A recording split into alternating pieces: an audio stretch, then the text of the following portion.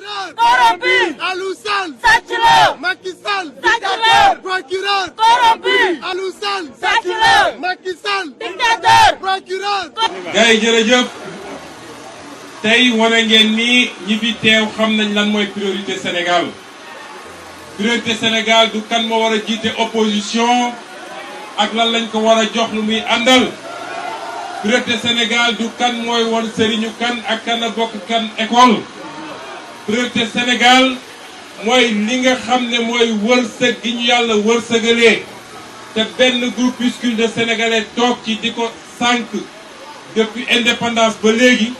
te loolu mu doon saafaraal suñuy problème ak suñuy jàngoro loolu lañ ne su fi jeexul tant que jeexu fi wallahi dinañu changer ay régime waaye boo fi andiwoon ay yonent sax du développer Sénégal xam ngeen lan mooy priorité sénégalais ñi fi teew moo tax malgré la pluie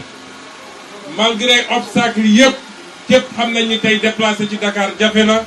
waaye mobiliser ngeen ñëw fii ñu wax leen nag ni combat bii ci kattanu yàlla ndax yàlla dëgg rek lay àndal combat bi on va le gagner ndax biñ ko yëkkateeg léegi stratégie bu ne utiliser nañ ko pour allumer des contre-feux Coupe d'Afrique jaar na fi ay combat de lutte jaar na fi coow yu ñu andi temps yëpp nga xam ne pour divertir Sénégalais yi la lépp pour fexe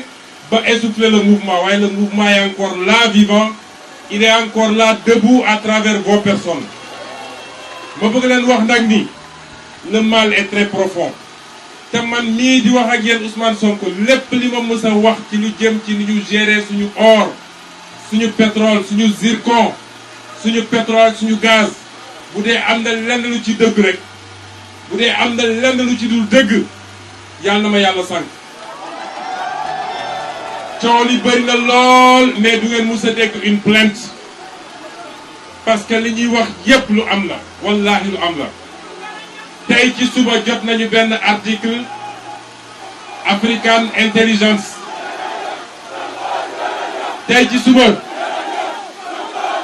comme dañ ma may temps bu gàtt may leen ba rek ma daaneel ma ne tey ci suba jot nañu ab article bu wax ni Cosmos 30% yi ko dese woon ci suñu gaz 20% yi jaay na ko compagnie nationale Abu Dhabi xam ngeen loolu ñuy def di jël alalu Sénégal di ko jaayantu ay nit di ci am ay milliards yi milliards depuis Petrotim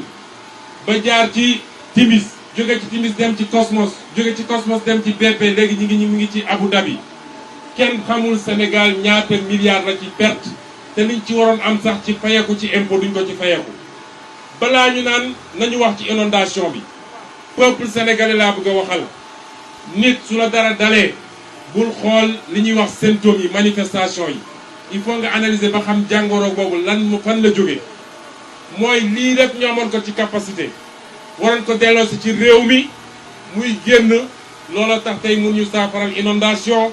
mun ñu saafaral hôpitaux yi mun ñu saafaral écoles yi parce que moyens ñu waroon am mu dellu si ñun Macky Sall ak ñi mu àndal jébbal nañ ko ñeneen toog di ñu seetaan te ñoom am nañ ci seeni milliards ba tax je lance un appel fort au peuple sénégalais wax naa keroog nii li xew ci feeru Falémé bi moom mooy xeexu aar nañu bokk parce que lu ñu mun a dabula ndax signé gul dégg ngeen ñu démentir ne signé nañu bés may def sama conférence de presse bés boobu la ñu signé lan moo waraloon parax bi lan la ñu signé complexe sidérurgique bi nekk Diamniadio la ñu signé waaye signé guñu ci fer bi MOU bi rek la ñu signé gum waaye ku lire ce MOU bi di nga ne naka la ab ministre sénégalais mun a signé lu mel nii diggante Sénégal ak Turquie moo tax waa Sénégal commencé ko ci aar li ñu bokk waaye c'est un combat citoyen c'est pas un combat politique li xew Algérie du parti politique citoyen yi la li xew Soudan du parti politique citoyen yi la li xew tey Hong Kong du parti politique citoyen yi la li xew France ñu koy wax gilet jaune du homme politique citoyen yi la